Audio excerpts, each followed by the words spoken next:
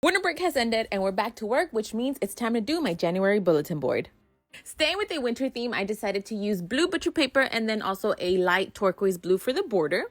Being from Texas, 1 week we're at 75 degrees outside and the next week we're expecting a giant freeze. So of course I had to do our melted snowman.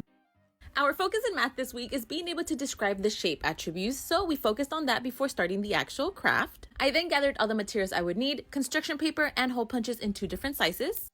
Now to connect this activity with our math skill of the week, all the steps that we did included shapes. First, we used the white construction paper and cut that into squares. We review and discuss the shape attributes one more time, and then students are able to create their little melted snowman pile of white squares. Using the bigger hole punch, I was able to quickly cut out all these squares that students will use for their eyes. After talking about the squares or the circles, now it's time to create some triangles with the orange paper. And little by little, the snowmans are starting to come to life. Using the triangles, they're able to glue that and create the nose for their snowman.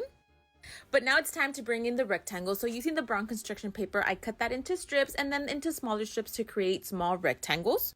Those rectangles then became the snowman arms. And throughout the whole process, anytime I would bring out a new shape, we would stop, discuss about the shape attributes before we would glue it onto our activity. And I promise we're almost done, but the last step was using the small hole punch to create smaller circles where they would add the details, whether it was the smile or the buttons to their snowman.